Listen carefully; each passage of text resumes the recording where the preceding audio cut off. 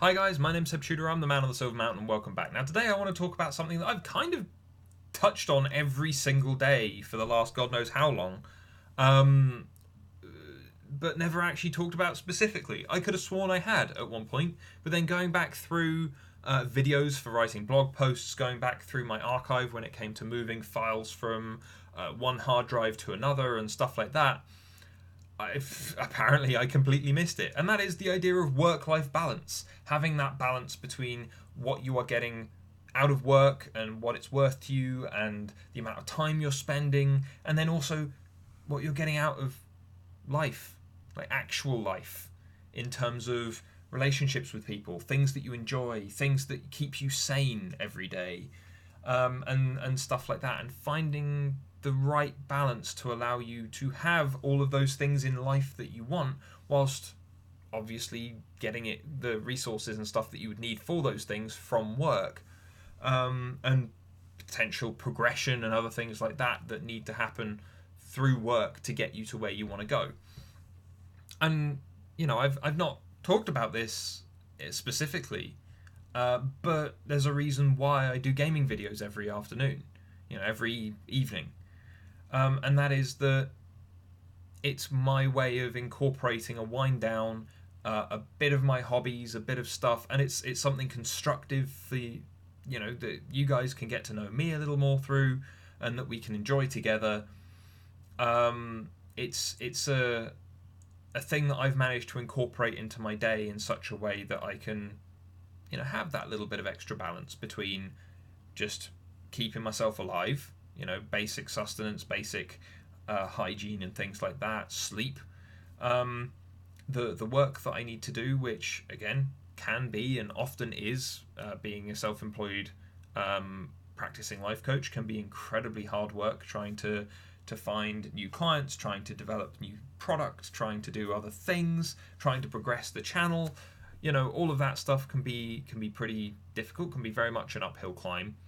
But then, I need to have that time to keep me sane. As an example from one job that I had a while ago, a very long while ago now actually, but it was a job that was taking up so much of my time, and there were other things going on as well, which meant that I kind of necessarily didn't want to be around the house. I didn't necessarily want to be out with friends for various reasons that tended to be more political, not actually political, but like drama and politics between people. And so, I was spending an awful lot more time at work, and yeah, I was getting paid for it, but I was spending so much time, 6 days a week, doing 10 to 12 hour shifts, possibly more sometimes if someone needed cover.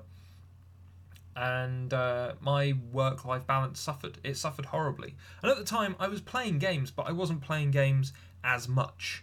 I had a few games that I was bouncing around between, but otherwise, for the most part, I was writing a lot more.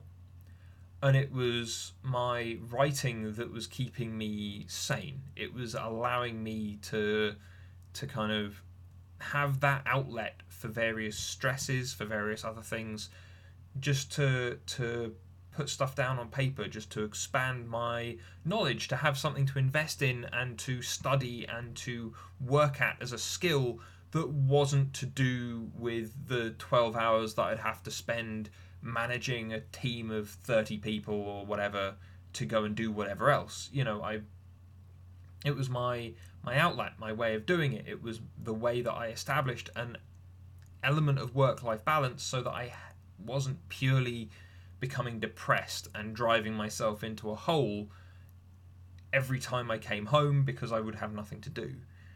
And it's important. We see now more so than ever, how stress is impacting people in various jobs. We've got a kind of school and university population that is far more stressed than they ever have been. We've got low wage workers, floor workers, things like that are also incredibly stressed. We've got people at the top, corporate management, CEOs, things like that, who have things like heart problems and high blood pressure and stress related conditions being some of the most major conditions that we see them suffering from. And then we've got the poor buggers in the middle management, who are getting kind of stress and strain from both above and below. And often those people kind of start tearing themselves apart. Their health deteriorates. They don't do particularly well. They start to perform in ways that just aren't up to scratch, but aren't enough to get rid of them. And so they kind of stagnate in those positions because they don't have areas outside of what they're doing to expand, to grow, to regenerate, to kind of progress. And this is where we see gamification and stuff like that being brought into the workplace and stuff like that a lot more regularly, where it's like, well, if we make it a game, if we make it more engaging in an enjoyable way, then it will be a bit more balanced out between the fun of it and the work that you're doing. But even though I'm a big proponent of that, like, I like the idea of gamified working environments, possibly because I just enjoy games anyway, and I feel they're an incredibly important tool for learning and development regardless. But when it comes to saying, like, I've heard it claimed a couple of times that because companies have done that in various places, that it's a substitute for some of the other things that people might need outside of it. And I couldn't disagree more. You know, a gamified working experience where you get experience points and or gold stars or whatever it is, a point system based on your stock counting. You know, your stock counting percentage, you get the high score if your accuracy is within a certain margin, and you get a reward of some description. You know, high five, you've just gone through the Skinner box. But that's not going, that might make the job in itself slightly easier. That's not in any way going to be a big substitute for or a proper substitute for someone going outside, spending time with people that they care about, spending time doing something that isn't work that they care about. You know, a lot of people give a damn about the job that they're doing. And hear me out here, because I know that there are an awful lot of retail and kind of catering and hospitality workers that just went, fucking no. But a lot of people will care about what they're doing in the moment. You're given a job and you want to go and do it. Either because you want to get it done quickly and over with, because you want praise, because you want a good thing on your record, because, yeah, why wouldn't you want to do a good job? Regardless of what it is, people care about what they're doing in the moment, because if you don't have time to think about it, when something's put straight in front of you, people engage with it because it's there. And it's what they were prepared to do when they start their day.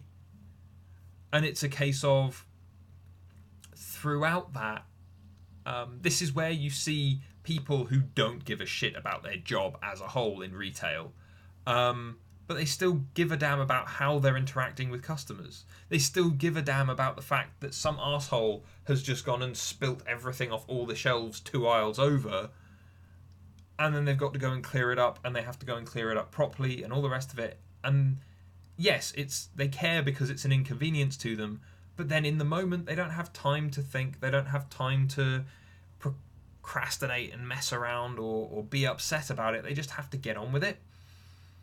And so more and more we see this instant response of people giving a damn about what's right in front of them, and then they complain and bitch and moan about it afterwards. If you didn't care, you wouldn't complain and bitch and moan to the same extent as a lot of people do. A lot of people want those jobs, a lot of people want those careers, if anything, only to support their lifestyles. And it may very well just be a means to an end, but just because it's a means to an end doesn't mean that they don't care. In fact, if anything, that means they care about it more, because the result is them getting what they want. And so, with that in mind, allowing staff time to bond, allowing staff time off to make sure that they can go and be human, because there are so many of these corporate chains now of one sort or another that do just dehumanize people. It's taxing and it's draining being a cog in a machine. It was one of the main reasons why I made an active move to remove myself from being controlled by a corporate company. And it's a draining and miserable experience on so many different levels, but it doesn't mean that you don't care about it. And the way to remain sane, let alone healthy and well adjusted and whatever else, the way to do it is by trying to maintain work-life balance. Now, how would I do that with a client? It comes down to what that client wants. There might be someone whose work-life balance is, I need to go to the gym every day, and then I need to have time for food, and I have time for this, and I have time for that, and then I want to watch a movie once a week. Other than that, their work and the rest of the week that is taken up by work is fine for them. People have different tolerances. There might be someone else who wants to work far, far less, but then has much, much more ambitious ideas for what they want to do in their spare time to keep them sane, to keep them on task, to keep them regenerated.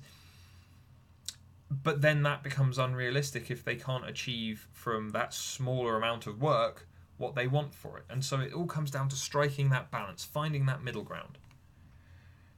Like, between me talking to different organizations and groups and trying to kind of chase clients myself, making these videos for you guys, yes, I might have time each evening to maybe spend a couple of hours playing a game with Hannah, or at the very least a couple of hours talking to Hannah, or going out interacting with other friends, doing other things. But I'll admit, for the most part, my after work interactions tend to be finding out how my girlfriend's day has been and sitting down and relaxing with her. But when it comes to the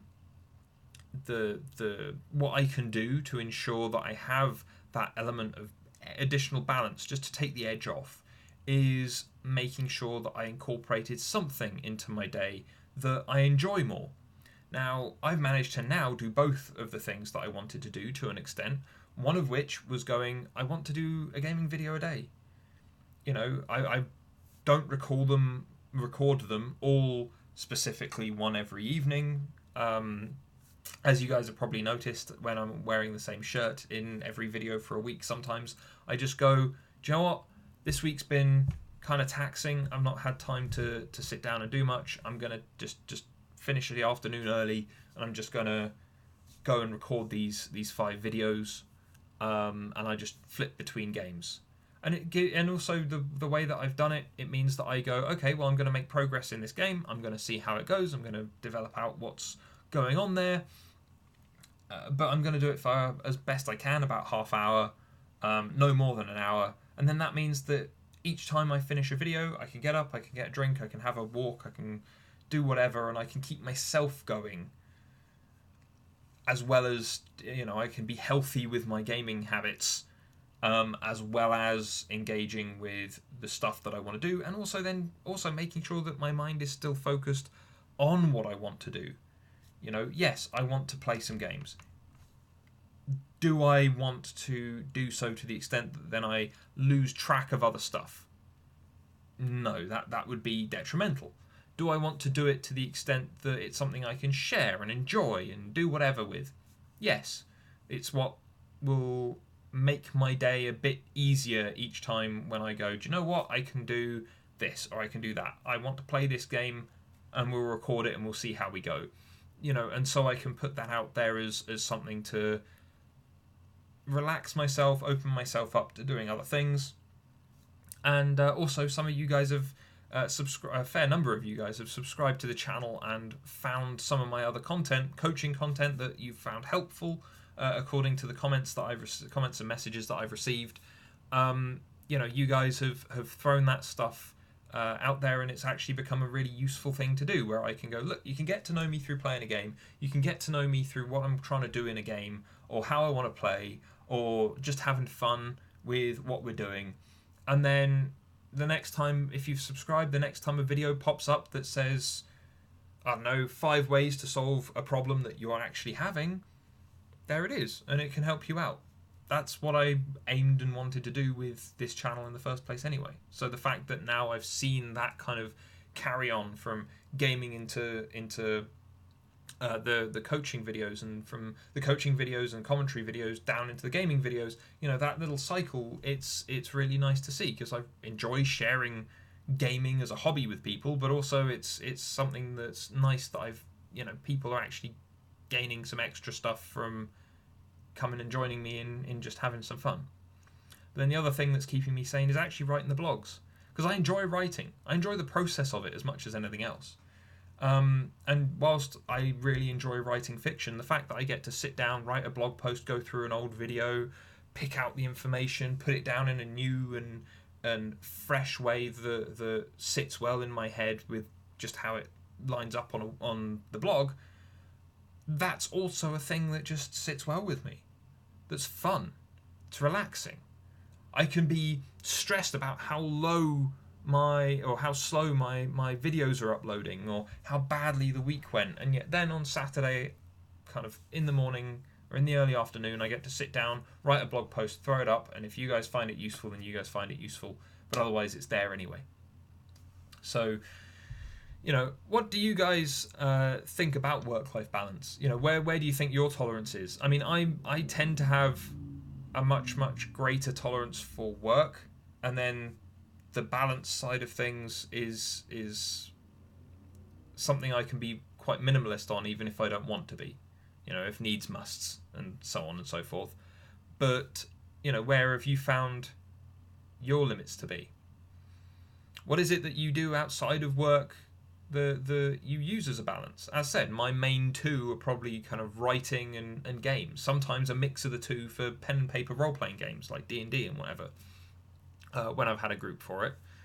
And so it's a case of, you've got those two things for me are my two major outlets that allow me to then tackle an awful lot of whatever is thrown at me, and that's why I do those videos. It's why I feel it's important. It's why I feel that gaming YouTubers and YouTubers that are doing just fun stuff, not the psycho pranksters or the idiot vloggers that do various stupid things, but the people who are just there sharing their lives with people as a form of entertainment, enjoying games with each other as a form of entertainment, working on projects, doing science experiments. All of those people are so important because they allow for a relaxing outlet for everybody else. And I completely understand why some of those guys are so popular. Everyone wants a distraction, everyone wants an outlet, and when it's something that's wholesome and something that's useful, then why wouldn't you like that? But anyway, as said, I'd love to hear what your kind of outlets are in regards to work and stuff like that, and how you balance out your work life versus your life, and let's have a discussion about that, because there are lots of ins and outs that I'm never going to be able to cover fully in a video, and it can actually even be really tough sitting down with someone who has a really good idea of what they want from their work-life balance, and then actually sitting down and trying to find a route to that for them, because sometimes it's just not possible. It's really tough to achieve a good work-life balance all the time. But that's where coaching comes in handy, and it's the thing that I wish more people would take account of, because no one at the end of their life, very rarely anybody turns around and says, I wish I had worked more. It's something that we need to do to live, and especially to work within our modern society, but it's not something that we need to solely focus on. There need to be other outlets, because if there aren't, then we crumble, we collapse, we break under the pressure. But anyway, guys, thank you very much for watching, and I'll see you in the video later. Take care. Thank you very much for watching, guys. If you found this at all useful or interesting, then please drop us a like, share this video, and subscribe for more, and I'll see you in the video later. Take care.